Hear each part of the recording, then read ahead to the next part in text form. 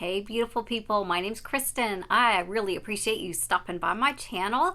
I have a book video today. It is Nonfiction November Tag, and this tag was originally created by Maria, whom I will leave the original link below, but I have a list of questions here about non-fiction books, and it is Nonfiction November, so it seemed appropriate to do it now. The first question is, this is a great time to meet other nonfiction YouTubers, and how do you recommend one? But I really actually learned about Nonfiction November specifically from Olive at a Book Olive, so I will also link her channel below and highly recommend you check out her. I think she's kind of the guru of nonfiction booktubing, if you will. I don't hear anybody as much talk about it as her, and she really has recommended several that I've read and really enjoyed too. Second question is, why do you read nonfiction? And I mean, the real answer is because I like to learn.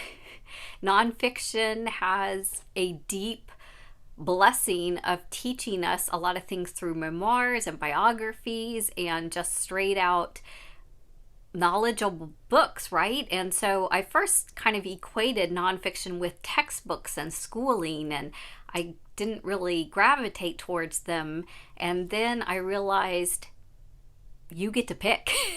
You get to pick what you learn about, and there's so many awesome things to learn about. So I have a love of learning, and nonfiction helps with that. Then the next three questions are based off of the word home. So where in your home do you like to read the most? And actually, my very favorite place to read is out on my back deck. If it's too cold, like the middle of winter, obviously I will need to switch to a big couch that's by fuzzy chair that's by the window and get some good light that way. But my very favorite place is out on the deck. Give a nonfiction recommendation set in your home country. So I think, my book stack's upside down.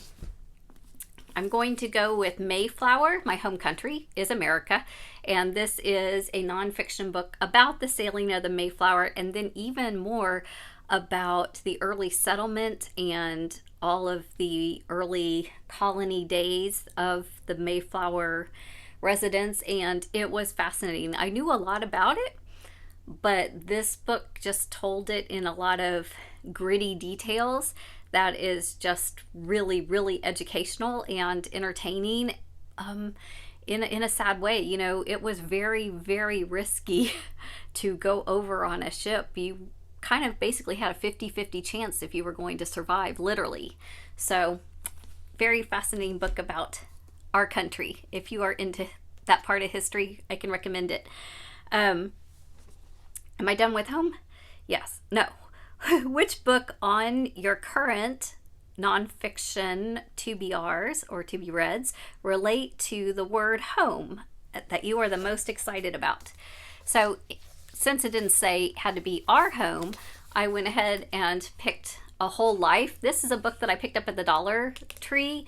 It only has like 150 pages, so this will be an easy one-day read. But this is a home, I think Ireland, or it's basically rugged, really wilderness country, like difficult terrain to kind of home settle in. And this is kind of the reflection about the relationship of living on the land. So I'm looking forward to reading that. Definitely think that's a home book, although not my home or one I would even choose to live in, which is another way going back to learning, right? The next three questions have to do with love. It says, what do you love to read most in nonfiction? And so I pulled out my very favorite nonfiction books, and I decided I'm going to do a whole nother video probably next week or in 2 weeks about my very favorite all-time nonfiction that I've read so far. Because the only thing that I see that really ties it, the kind of themes are that there's a real life person that overcomes some kind of struggle or diversity. So this epic quest of the hero, when it's a nonfiction, it really happened. That's powerful, powerful stuff. So we'll just go with that for my, and stay tuned for the next video with all of the ones that I specifically love. What about the challenge word love? Okay, so for that one, I'm going to go ahead and do a sneak peek. One of my favorite nonfiction is Run the Mile You're In by Ryan Hall. He was an Olympic level marathon runner, strong Christian man. He wrote this beautiful memoir that is 26 chapters, because a marathon is 26 miles, right? And each chapter is a lesson, if you will, a particular story. So he has his lesson on mile 20 is love. And so this is my easy answer for this. And that chapter, by the way, is about him adopting. So just beautiful, beautiful stories. I'll tell more about that book later. And then the next three are on substance. So nonfiction is a great way to introduce us to people that have inspired us to be better. So there are so many. Again, there's going to be a lot of these mentioned in my coming video or whatever.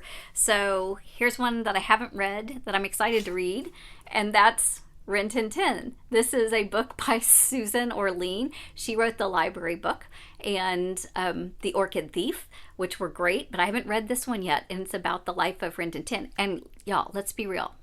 What greater love, what more perfect unconditional love is there than demonstrated by our four like good friends? I mean, am I right? Tell me if I'm wrong on this, but I think if we're talking about love and a story of love, I'm thinking this one has gotta be up there or whatever.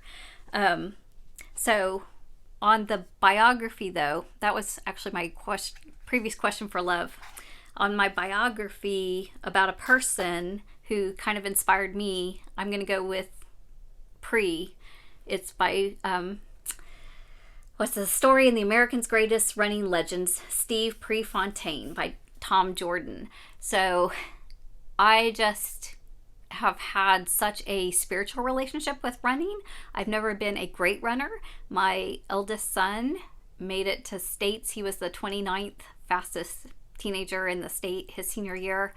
I've never been like that in my relationship with running, but the process of running and the discipline of running is just a very spiritual thing for me. And this is one of those books that kind of started me out, just opening my eyes to that kind of experience with the running world, if you will. And that was also, I mean, my oldest son actually looks a little bit like Steve Prefontaine. So yeah, that's someone who inspired me to be better. Book recommend to people that has a lot of substance to it. So a book that has a lot of substance that I think a lot of people would get a lot out of right now, I'm going to go with St. Germain's A Stone of Hope. It's a story of a boy who comes over from Haiti to New York, Brooklyn specifically, and just struggles kind of breaking into not only a new culture and America, but having to learn how to navigate the entire gamut of racial injustice, and just being really passionate about that and going on to law school and pursuing that. And so just with a lot of what's going on right now, I don't care, you know, what side of the political spectrum you're on, looking at it from the perspective of a humanitarian and the real lives that are actually struggling and going on, that's just always a helpful thing. So, and I think that because he wrote this himself, it's not too intellectual. I think it's very easy for anybody to follow along and to get it. It says, what book related to substance are you most excited to read on your TBR? So to go with that and along this same lines, I'm really looking forward to reading Thomas Sowell's Black Rednecks and White Liberals. So Thomas Sowell is a professor at Stanford, I believe, one of the Ivy League schools. And he wrote a lot of economic books, basic economics, like textbooks kind of thing.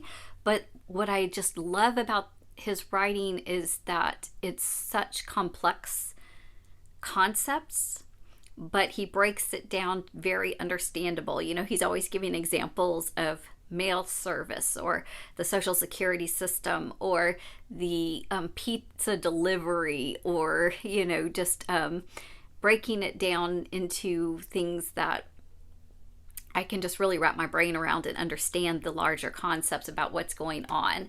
And so I have, and you may think this is a new book or this is going towards current events, but it's not.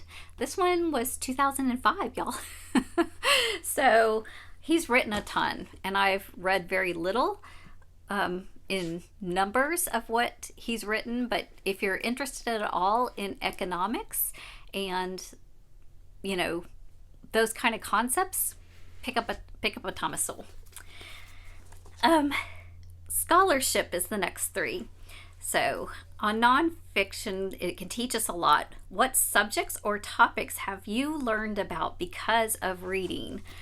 So this one is borderline embarrassing, but I read The Boys in the Boat. Who's this by? Daniel James Brown. 9 Americans and their epic quest for gold in the 1936 Berlin Olympics. So it's crewing, right? In Oregon. And it's just such a powerful, magnificent story that when I read this, I decided I wanted to learn how to crew, y'all.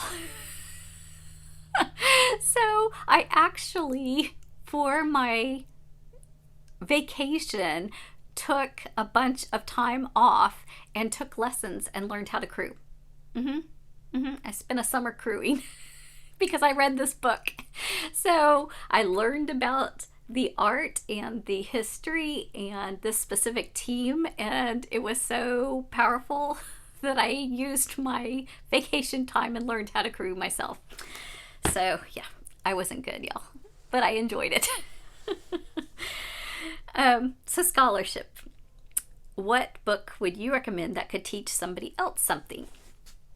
So you have to, of course, have some interest in learning this, but if you do, I'm going to actually go with Steve Hawking's The Illustrated Brief History of Time and the Universe in a Nutshell.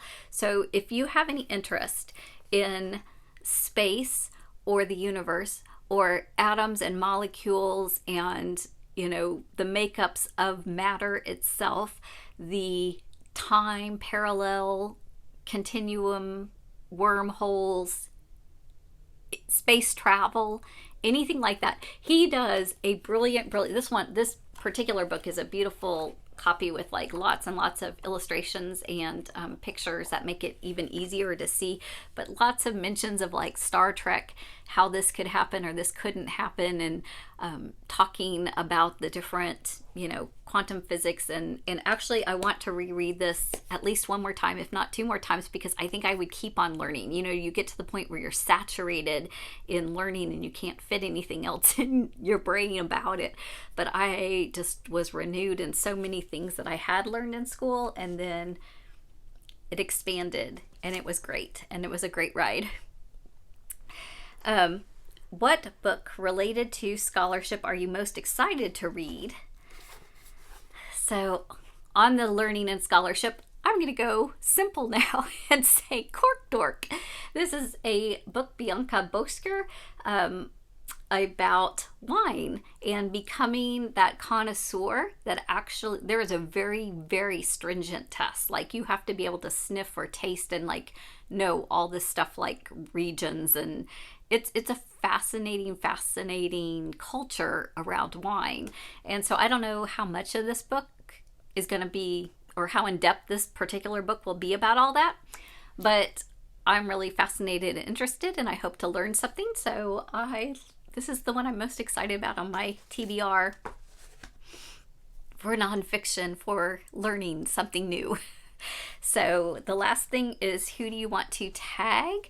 And this particular book tag is at least 3, if not 4 years old now, so I'm pretty sure that most booktubers have done this. I'm late to the game, but I am going to mention one of my favorite YouTubers and good friends, Michelle Esklin. If you want to do this for a nonfiction, I know you do a lot of book tags, so if you want to look it over and see if you want to do nonfiction, I would love to hear what you think about some of these. And if anybody else is wanting to do it, I again will leave the detailed questions below. You can probably do them better than me. I got off topic and skipped one and had to double back, but you know what? Any things about books and recommending books, I'm down with that. So you can leave me a comment if you've got anything else you want to recommend. Link me to. Check it out, and I hope that everybody has a great day and happy reading.